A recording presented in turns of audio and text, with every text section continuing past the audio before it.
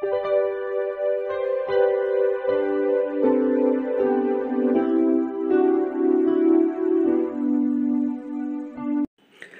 Students, প্রথমেই UK educational টিপসের পক্ষ থেকে তোমাদের সকলকে স্বাগত জানাই।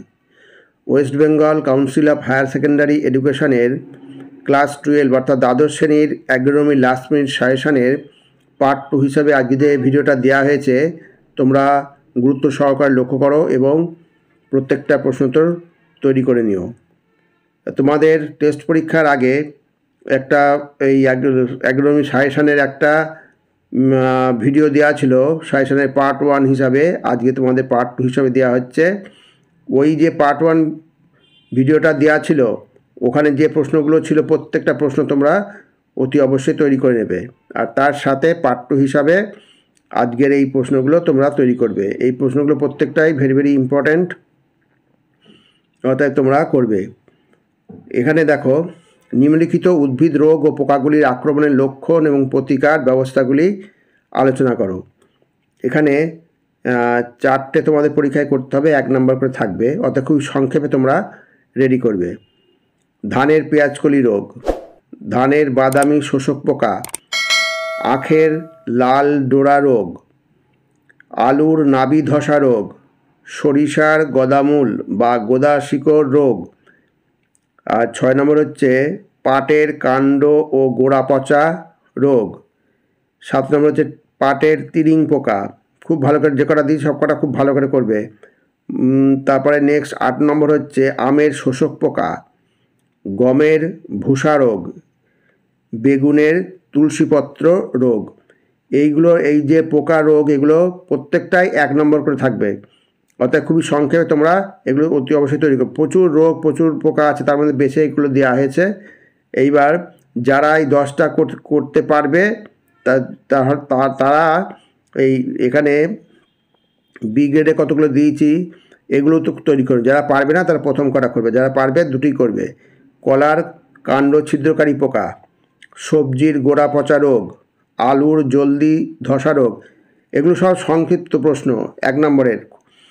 ধানের খোলা পচা রোগ আর কলার শিকড় নিমাটোড, এই 5টা ওর সঙ্গে জুড়ে নেবে, দিয়ে তৈরি করে নেবে। এগুলো প্রত্যেকটাই ইম্পর্ট্যান্ট, আর তোমাদের পরীক্ষার খাতায় 4টে করতে হবে, 1 নম্বর করে থাকবে 4 নম্বরের। এবার 2 নম্বর, নিম্নলিখিত বিষয়গুলির বৈজ্ঞানিক কারণ দর্শাও। এটা অবশ্যই তোমরা খুবই ভালো করে করবে, কারণ এই জাতীয় প্রশ্ন তোমাদের পরীক্ষায় থাকবেই।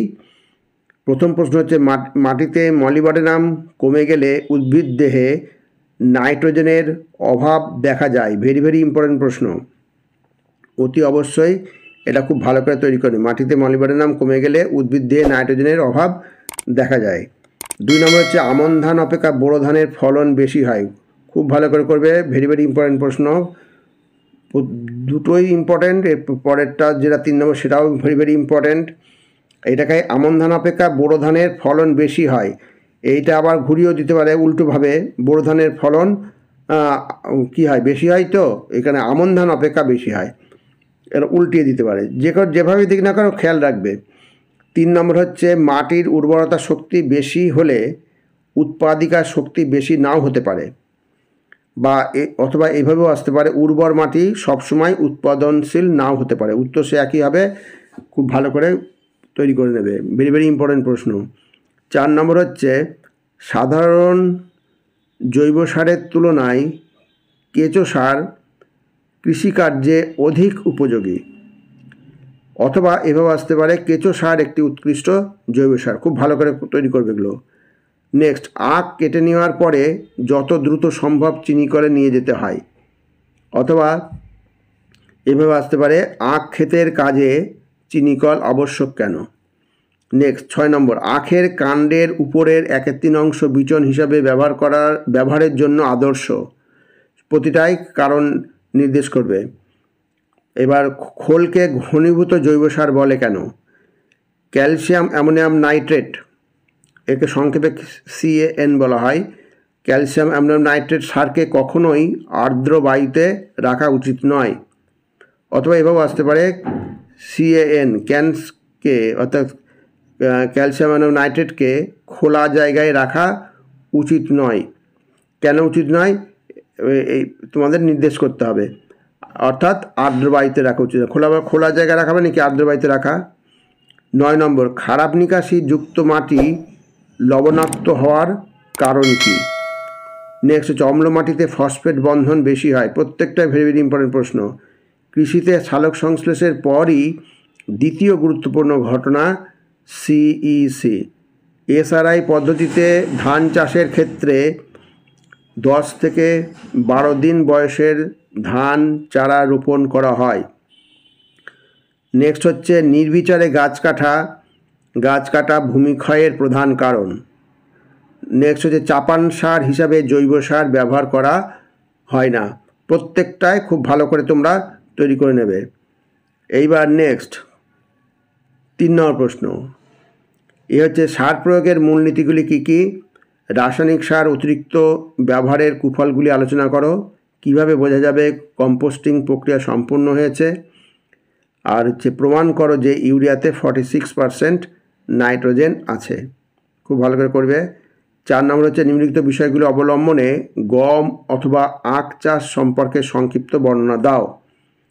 বীজের হার ও বোনার সময়, উন্নত জাতের নাম, জৈব ও অজৈব সার প্রয়োগ, গমের ক্ষেত্রে জলসেচ বা আখের মাধ্যমিক পরিচর্যা, অথবা এইভাবেও আসতে পারে নিম্নলিখিত বিষয়গুলো অবলম্বনে কলা অথবা বোরো ধান চাষের সংক্ষিপ্ত বিবরণ দাও। বীজের হার, বপনের সময়, উন্নত জাত, জৈব অজৈব সার প্রয়োগ। এবার নেক্সট 5 নম্বর, কলা গাছের মাধ্যমিক পরিচর্যাগুলি লেখো। কলার 2টি জাতের প্রধান বৈশিষ্ট্যগুলি লেখো। কলার 4টি উন্নত জাতের নাম লেখো। কলা গাছের তেউর নির্বাচন ও তেউর রোপণ সম্বন্ধে আলোচনা করা। খুব ভালো করে করবে। আর কলা চাষের ক্ষেত্রে সরু ও লম্বা তেউর ব্যবহার অধিকতর বিজ্ঞানসম্মত কেন? এটা খুব ইম্পর্টেন্ট, এটা ভালো করে করবে। এটা বৈজ্ঞানিক কারণ দেখাও, তার মধ্যেও আসতে পারে। এবার 6 নম্বর, 1 হেক্টর জমিতে 90:60:60 কেজি নাইট্রোজেন, ফসফরাস এবং পটাশিয়াম সরবরাহের জন্য কী পরিমাণ ইউরিয়া, সিঙ্গেল সুপার ফসফেট ও মিউরেট অফ পটাশ সারের প্রয়োজন? তোমাদের এই যে অ্যাগ্রোনমি যে ম্যাথ থাকবে, সে ম্যাথের একটা নমুনা হিসাবে আমি 2টো অঙ্ক দিয়েছি। এই অঙ্ক 2টো প্র্যাকটিস করে যাও, এই জাতীয় অঙ্ক দিলে তোমরা করতে পারবে।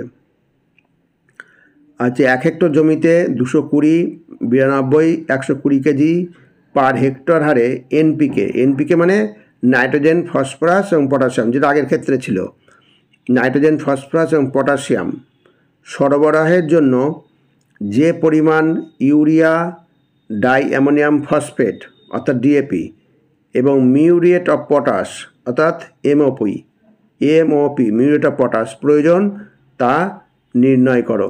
2টো অঙ্ক খুবই ইম্পর্টেন্ট অঙ্ক। হ্যাঁ, একই জাতীয় অঙ্ক। এই জাতীয় অঙ্কগুলো তোমরা প্র্যাকটিস করে যাও। যদি এদের অঙ্ক আসে তোমরা অতি অনায়াসে তোমরা সলভ করে আসতে পারবে। যাই হোক স্টুডেন্টস, এই যে প্রশ্নগুলো দিলাম আর পার্ট 1, এটা পার্ট 2 হিসাবে দেওয়া হলো। পার্ট 1 হিসাবে যে ভিডিওটা আগে দেওয়া আছে অ্যাগ্রোনমির, সেই ভিডিওটা খুব ভালো করে তৈরি করবে। ওখানে ম্যাক্সিমাম প্রশ্নটাই আছে, এখানে অল্প সংখ্যক প্রশ্ন আছে, যেগুলো ওখানে ছিল না সেইগুলো এখানে দিয়ে দেওয়া হয়েছে। অর্থাৎ পার্ট 1 পার্ট 2 দুটো ভিডিও ভালো করে তৈরি করে নেবে।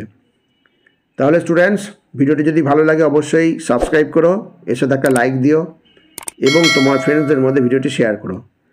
তাহলে আজকে এখানেই শেষ করি। তোমরা সকলে ভালো থেকো, সুস্থ থেকো, সুস্থভাবে পরীক্ষা দিও।